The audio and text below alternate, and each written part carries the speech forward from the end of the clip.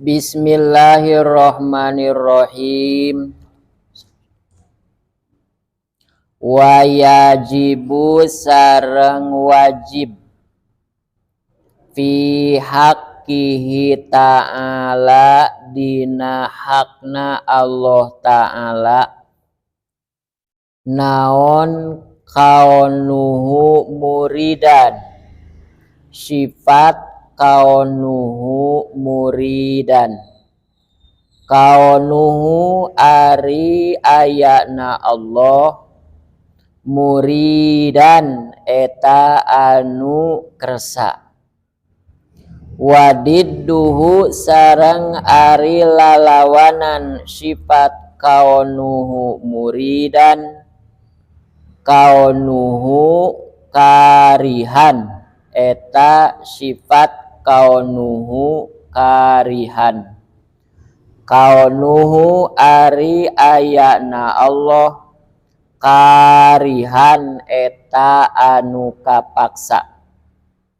Wadalilu sareng ari dalilna ala zalika kana Allah kasifatan ku sifat kaunuhu muridan dalilul irodati eta dalilna sifat irodat.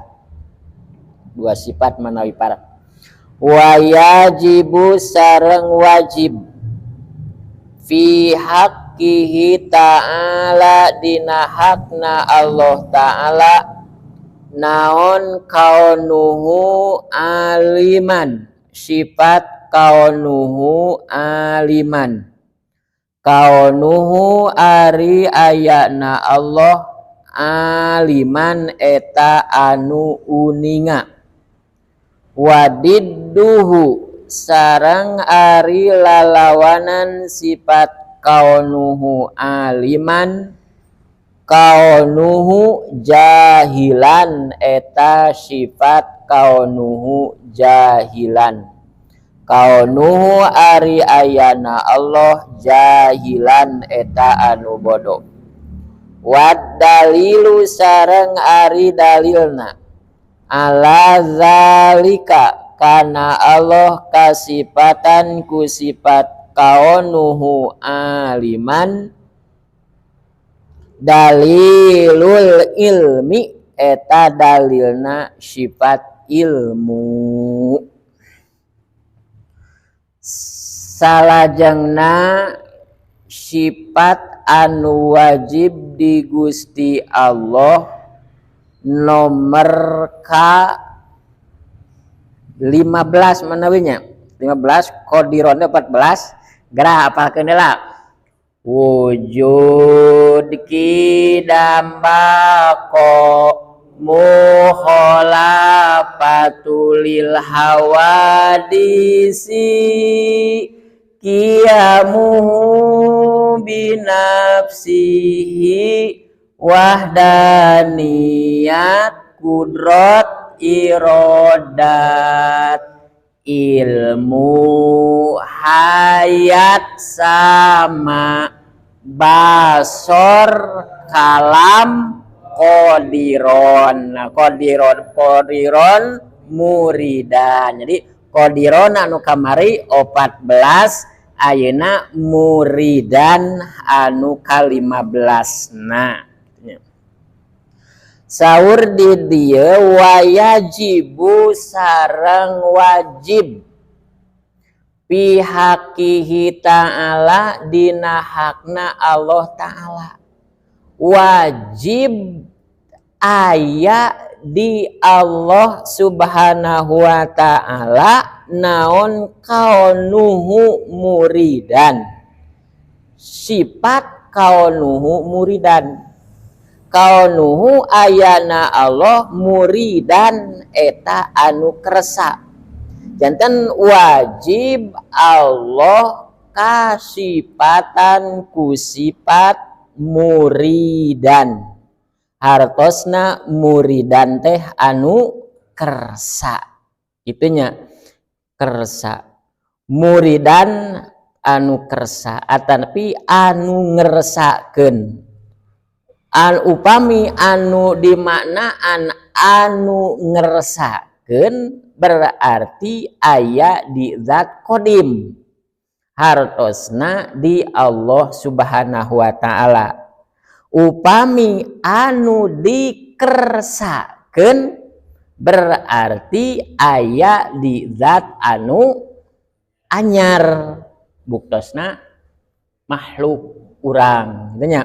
Jadi Allah anu ngeresakeun urang anu dikeresakeun geuningan sok aya gitu. Alhamdulillah kersaning Allah Subhanahu wa taala cita-cita teh tiasa tercapai tiasa laksana. Tah jadi cita-cita urang laksana teh eta teh dikersakeun. Cita-cita laksanana anu dikersakeun.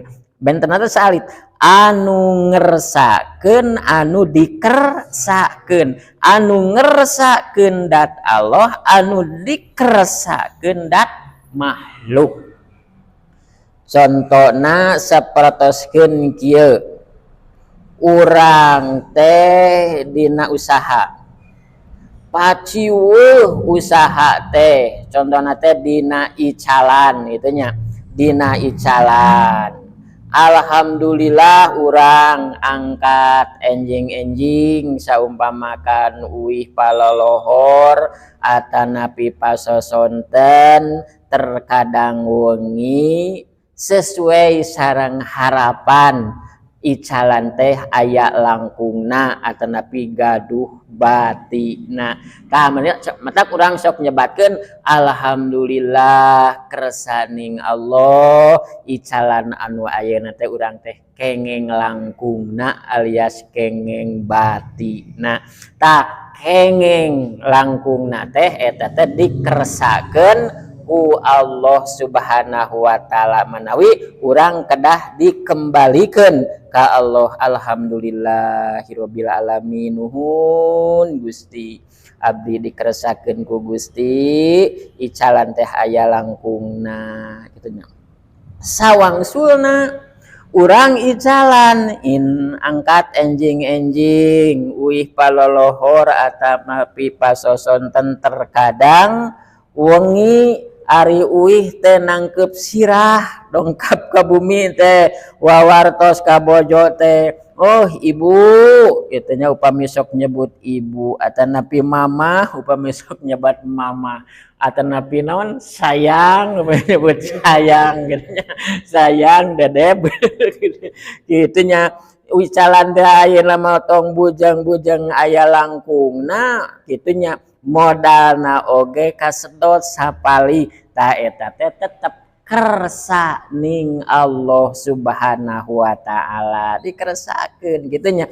Jadi hasil dikeresakeun ku Allah, rugel dikeresakeun ku Allah. Ngan urang mah darma nyareat hasil dina hasilna urang nyareat salaras-larasna alhamdulillah hasil dina rugina urang saatos nyareat anu salaras-larasna tapi rugel. Nah rugel ieu tetap kersaning Allah, hasil ieu oge tetap kersaning Allah dikeresakeun manawi upami urang kembali kana sifat ku irodat urang moal capek hate moal pusing gitunya. Itunya upami urang sadar Allah ngagaduhan sifat irodat mah ketika urang uih ka bumi teh bari mawa kabingung kasusah dagang kalah rugi moal non ngutruk untuk bahasa Tasiknya gitunya moal ngutruk gitunya atau napi moal kan atau napi moal amak amak moal sadar sebab oh iya teh da abi teh nyareat maatos berangkat subuh sehingga uih nepikakeun ka tengah wengi didamel anu saleres-leresna tapi buktosna henteu aya langkungna. Oh ieu teh geus kersa ning Allah Subhanahu wa taala. Nah bakal logor kana manah teh caang moal puyeng datang ka bumi teh kitu. Da urang naon? Geus sadar kana takdir hasil dikeresakeun ku Allah. Ketika rugel urang teh dikeresakeun ku Allah ngemplong weh raos kitu nya. Tah kitu nya. Jadi urang mah anu dikeresakeun. Tanam manawi upami saur ilmu tasawuf kitu nya. Urang ngacog kana ilmu tasawuf. Dina ilmu tasawuf mah dina tata cara usaha teh kabagi dua. Hiji aya anu disebut muktasibin, dua aya nu disebat mutajaridin. Muktasibin mah nyaeta berkasab, angkat enjing-enjing uih palohor atau napi pasosonten di ditu sibuk ngaladangan, sibuk kalayan kengeng bati. Ta eta mah namina teh muktasibin anu kasab. Aya deui jami teh anu disebat mutajaridin. Ari mutajaridin mah henteu kasab. Ih, anjeunna mah estuni ngalaksanakeun ibadah ka Allah Subhanahu wa taala geus teu ngemutkeun kumaha tuang engke, kumaha jajan engke, kumaha geus teu ngemutkeun kitu nya. Ngan insya Allah anu mutajaridin oge bakal semisil muktasibin.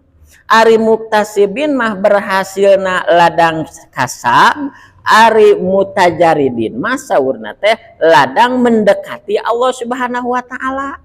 Di mana datangna eta naon mutajaridin? Nah datang langsung murudul ti langit ti luhur henteu. Kumaha kitu? Allah Subhanahu wa taala bakal noel hate muktasibin. Cek Allah teh anu maneh usaha maju.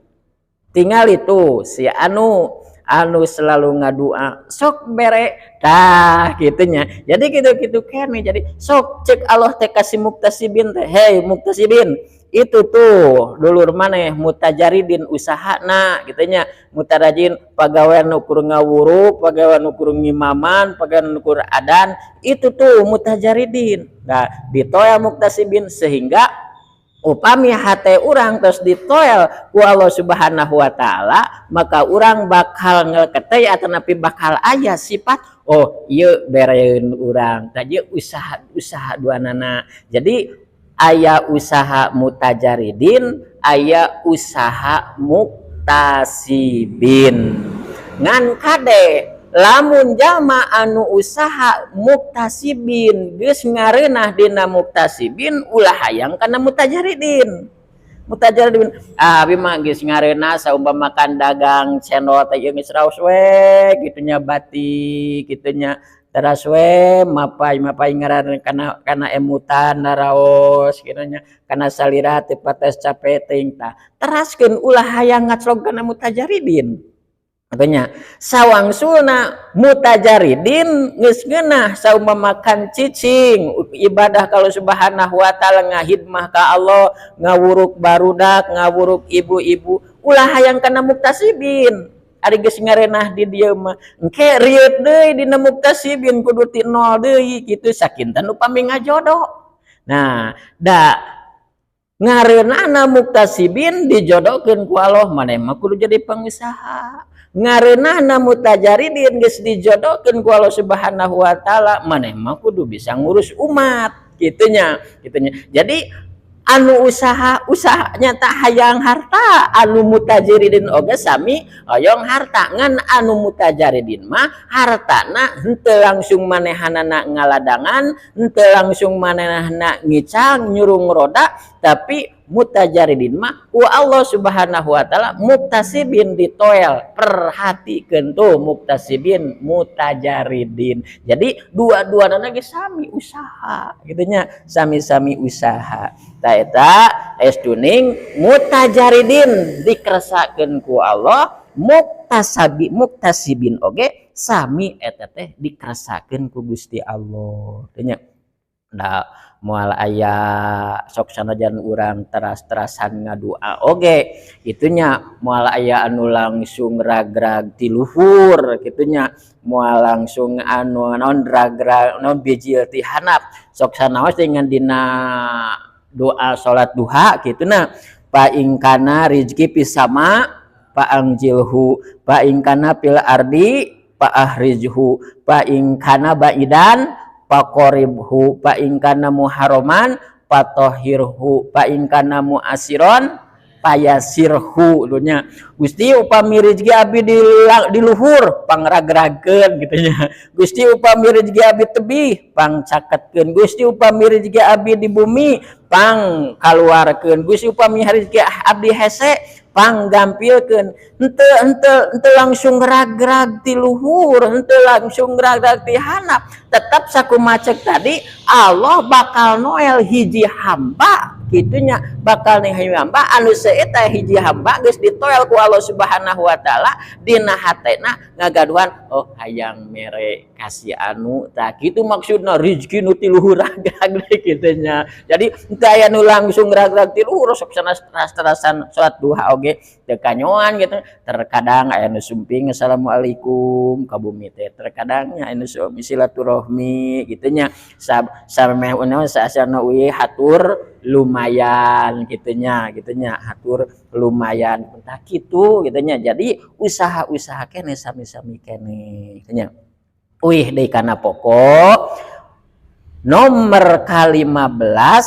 Allah Subhanahu wa taala kakeunaan ku sifat kaunuhu muridan hartosna Allah teh anu kersa wadiduha wadiduhu sareng ari lalawanan sifat kaunuhu muridan kaunuhu karihan eta ayana Gusti Allah teh karihan anu kapaksa janten mustahil Allah kasipatan ku sifat kapaksa mustahil Allah kapaksa da moal aya anu maksa ka Allah mah gitunya moal aya anu maksa ka Allah mah wa dalilu sareng ari dalilna ala zalika kana Allah yen kasipatan ku sifat kaunuhu muridan dalilul irodati eta dalilna sifat irodatnya eta dalilna sifat irodat teh innallaha fa'alu lima yurid